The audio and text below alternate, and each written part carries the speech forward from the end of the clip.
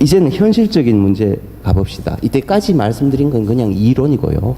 이론적으로 아무리 어떻다 저떻다 이야기해봤자 현실적으로 어떠냐 이게 중요한 거거든요.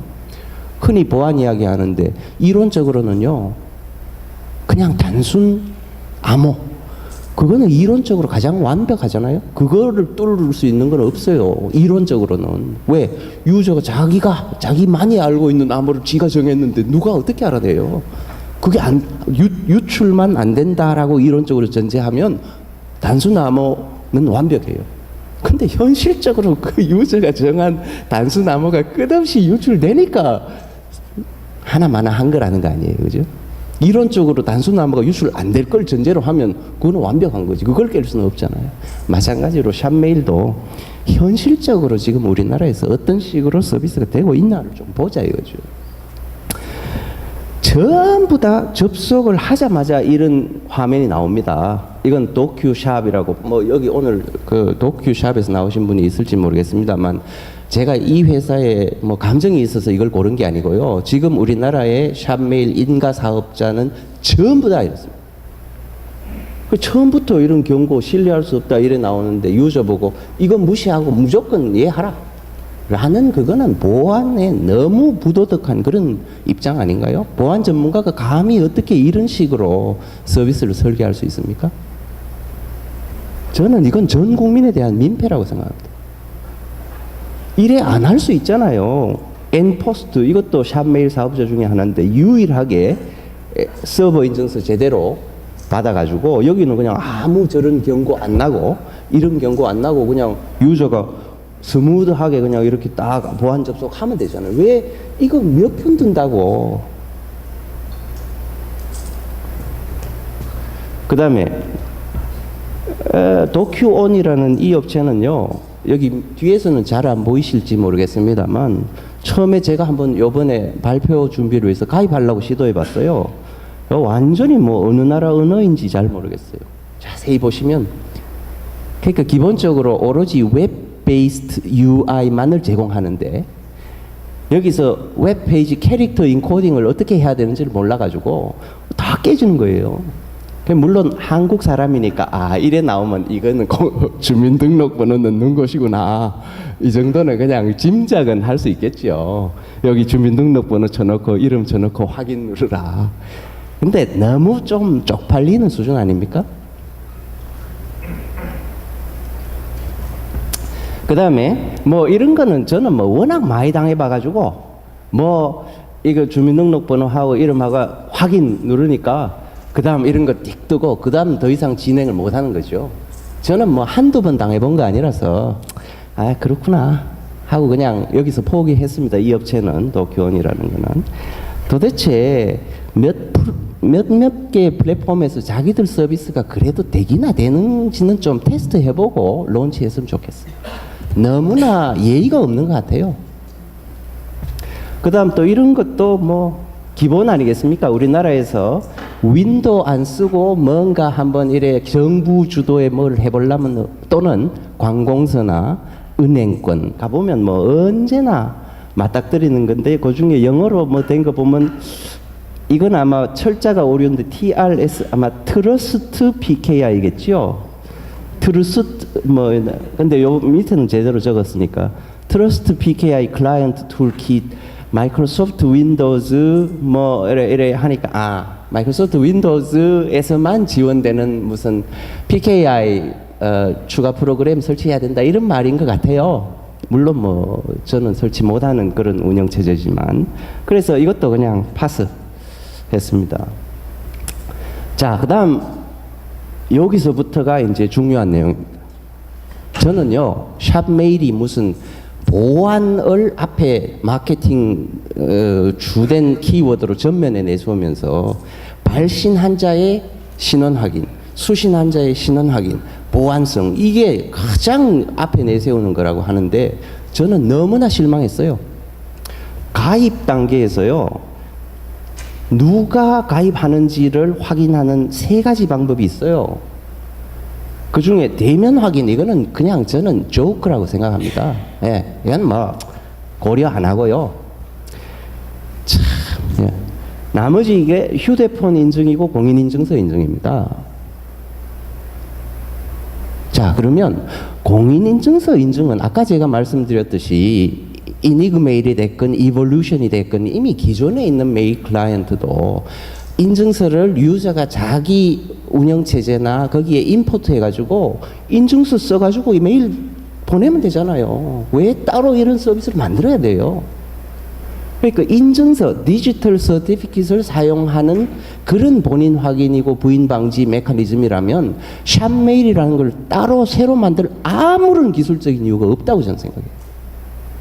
그리고 실제로 이거 하려면 뭐 온갖 프로그램 다 설치해야 되니까 이때까지 한국의 전자금융에서 맞닥뜨렸던 모든 문제를 다 같이 또 새로 맞닥뜨리는 거잖아요. 근데 다행히 휴대폰 인증으로 본인 확인한다는 거예요. 자, 이름, 뭐 전화번호, 뭐 생년월일 이게 다예요. 이것만 통과하면 그 다음에 샵메일 제가 가입했어요. 그러니까 이 휴대폰하고 주민번호 요것만 알면 누구든지 김기창을 페이크 해가지고 김기창의 샵메일 어카운트 만들 수 있어요. 그러면 이메일 계정 만들 때 차라리 이메일 계정 내가 따로 하나 이메일 계정 서비스 이메일 서비스를 하나 하면서 내 서비스에 가입하려면 휴대폰 인증 받아오시오 하면 샵메일이 지금 제공한다는 본인 확인과 똑같은 수준의 본인 확인을 제공하는 겁니다. 스팸 메일과 관련해서는 도큐샵은 이미 스팸 메일 함도 미리 준비해 놓고 있어요. 네? 스팸 샵 메일 이미 예정하고 있어요. 그래서 제가 여쭤봤어요, 이분께. 스팸 메일 함이 있는데 그 스팸 메일 필터 기능은 가지고 계세요? 하고 물어봤어요. 그러니까 친절하게 막 그 다음날 저한테 전화를 하셨대? 저도 그 정도 럭셔리 메일 서비스면 진짜 그건 가입할 만한 것 같아. 메일 하나 보내니까 당장 막 휴대폰으로 전화까지 해주시니까. 근데 뭐 말씀하시는 거는 나이파가 결정하신다. 신고를 하면 스팸으로 차단할까 안 할까 나이파가 결정해 주신다. 그러니까 그건 두고 보면 될 것 같습니다. 본인 확인의 더 심각한 취약점은 이런 것 같아요. 이겁니다. 누구든지 아이디 찾기와 비밀번호 초기화를 통해서 제 계정을 탈취할 수 있습니다. 너무나 허술한 것 같아요. 이건 차라리 뭐 네이버 다음에 계정 탈취하는 것보다도 더 쉬운 것 같아요.